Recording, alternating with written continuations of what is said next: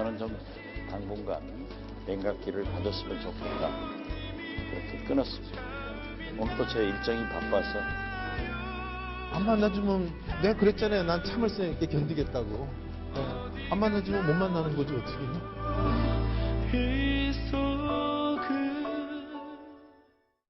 자, 이종문 실장님, 네. 참을성 있게 기다리겠다. 네. 하지만 지금 야당 원내대표들 다 냉각기 갖겠다고 하네요. 네, 그런데 문제는 뭐냐면 그래도 진전은 있었다. 냉각기를 갖겠다라고 했지 그 전까지는 어떻게 했습니까? 대화조차도 안 하겠다. 만나주지도 않겠다. 물론 안 만나긴 했지만 박지원 원내대표 냉각기를 당분간 갖겠다고 했습니다. 그러니까 사실상 이거는 야당이 좀 명분이 없어요. 제가 생각하기에는 야당이 명분이 없습니다. 왜냐하면 아니 남의 당이 공식적으로 선거를 치러서 부당하게 이 원내대표 된 게 아니지 않습니까? 그 당에서 선거를 치러서 된 원내대표와 대화를 안 하겠다라고 한다면 그거는 역으로 저쪽도 그러니까 정무택 그 신임 원내대표 한 말이 맞습니다. 그럼 지명해라. 야당이 지명하면 될 게 아니냐. 이렇게 대발을 치지 않았습니까? 그러니까 사실은 심정은 압니다. 국민들도 심정을 알죠. 네. 저 당이 왜 대통령과 이 책임을 져야 돼. 그 정파가 아직도 저렇게 원내대표를 그 정파에서 나와야 되느냐. 심정은 알지만 그럼에도 불구하고 대화를 거부하는 것은 있을 수 없는 자세입니다. 그래서 당분간 냉각기를 갖겠다. 그 냉각기를 가진 이후에 사실 대화를 시작할 수밖에 없는 거 아니겠습니까? 네, 지금 이 화면을요. 지금 정미경 의원님은 계속 이렇게 너무 안타까운 표정으로 계속 보셨어요. 그러니까 속상하신 것 같아요. 아니, 저는 이게 국회의원들이요. 지금 이 사태는 우리 국민들께서 굉장히 관심이 많아요. 관심이 없을 때는 그냥 지나가는 것도 관심이 많을 때는 다 눈에 거스리는 거잖아요. 사실은 저 냉각기를 갖고 아니 이렇게 갔을 때 상대방이 만나주지 않을 거라고 알았으면 굳이 가야 되나. 이런 문제를 제기하고 싶고요. 그 다음에 두 번째는 야당은 그러면 적어도 나와서 오늘은 못 만나겠다. 그럼 다음에 합시다라고 예의를 갖춰주면 더 낫지 않을까. 그러니까 양쪽 다 어쩜 저럴 수가 있을까라는 생각을 하는 거예요. 양쪽 다. 네, 너무 창피하잖아요. 뭐 쇼하는 것도 아니고 국민들 보시기에도 이제 너무 거슬릴 것 같아요. 네. 제가 지금 얼굴 표정이 너무 안 좋고 안타까운 건 국민들 눈에 거슬려서 그런 겁니다. 네. 저는 여러 이제 야당 반응이 나왔는데 노회찬 정의당 원내대표가 문전박대에 대해서 새로운 정의를 내렸더라고요. 자, 문전박대는 문 앞에 친박이 기다린다는 게 문전박대인가 봅니다. 이렇게 노회찬 원내대표가 얘기를 하더라고요. 노회찬 원내대표는 그 조어의 명수 아니겠습니까? 그래서 재밌게 이제 표현을 했는데 지금 본다면 이 정치가 국민을 걱정해야 되는데 지금 보면 국민들이 정치를 걱정하는 그런 상황이죠.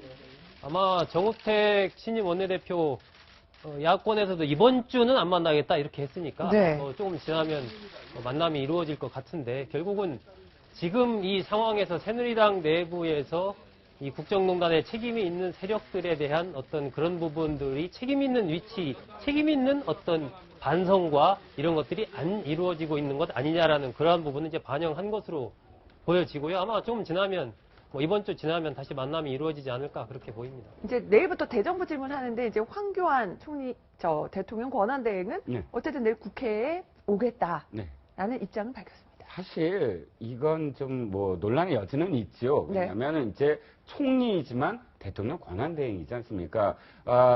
지난번에 고건 권한대행은 출석을 하지 않았습니다. 네. 물론 63일밖에 없어서 그 국회에 대한 어떤 일정이 그렇게 길지는 않았습니다만 그럼에도 불구하고 오늘 정세균 의장을 만나고 또 이제 3당 대표는 못 만났습니다. 저는 원내대표는 그 3당 대표와는 회동이 불발됐지만 그럼에도 불구하고 어쨌든 황교안 권한대행이 국회 출석을 하겠다라고 한 그런 그 의지는 굉장히 진일보했다. 일단 그렇다고 해서 이게 지금 국민들이 바라는 건 이겁니다. 어느 쪽이 옳건 그르건 간에 네. 일단 박 대통령과 관련된 부분은 헌재에 넘기지 않았습니까? 그렇다면 지금은 국정이 안정돼야 되거든요. 그 헌재가 이 결정을 할 때까지는 국정이 불안해서는 안 된다. 그러니까 그 안정적인 국정 운영을 위해서 황교안 권한대행이 어쨌든 국회에 출석하겠다라는 부분 저는 높이 평가를 합니다. 네. 자, 저희가 오늘 최순실 씨 첫 재판 소식으로 전해드렸는데 오늘 저희가 오프닝에 소개해드렸던 것처럼 정미경 의원님 박근혜 대통령 사실 대선 4주년입니다. 대선 승리 4주년인데 딱 오늘 바로 자신의 측근이었던, 자신의 승리를 도왔던 정호성 전 비서관이나 안종범 전 수석, 최순실 씨 재판을 받았어요. 그러니까 여러 가지 생각이 들 것 같습니다. 저는 이걸 한 줄로 표현하면 그런 것 같아요. 국민이 지켜주지 않는 권력은 물거품이다. 네. 예.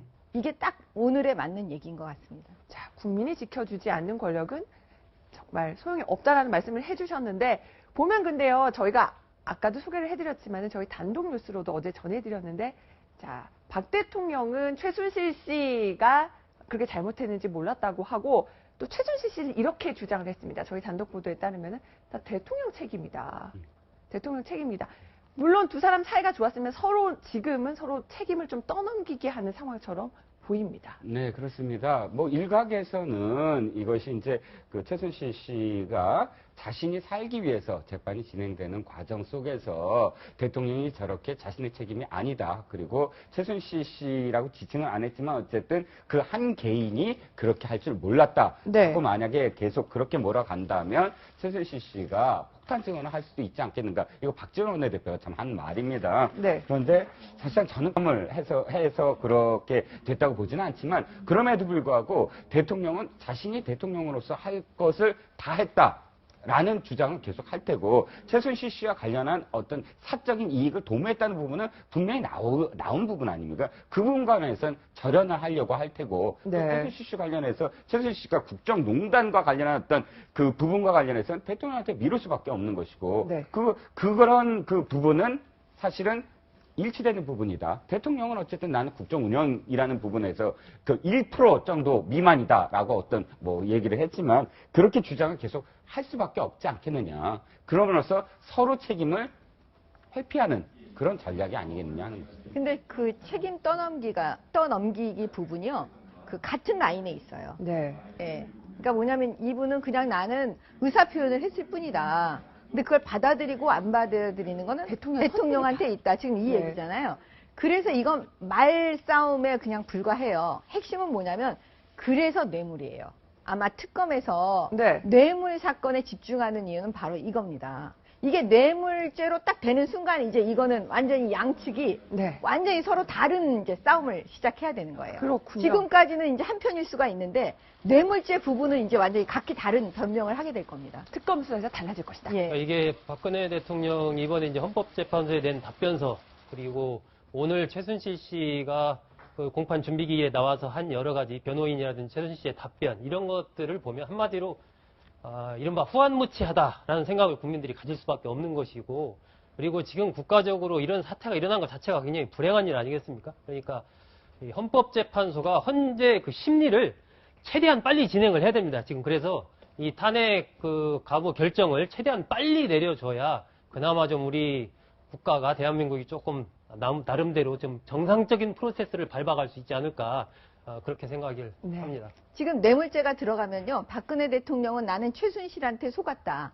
나는 몰랐다. 이렇게 얘기를 할 거예요. 그럼 최순실은 나는 속이지 않았다. 이러니까 서로 상충되잖아요. 네. 그래서 굉장히 중요한 부분입니다. 그렇습니다. 특검 수사가 또 어떤 진실을 더 밝혀줄지 저희가 주목해 보도록 하겠습니다. 네 분의 전문가는 여기서 인사드리겠습니다. 오늘 말씀 감사드립니다.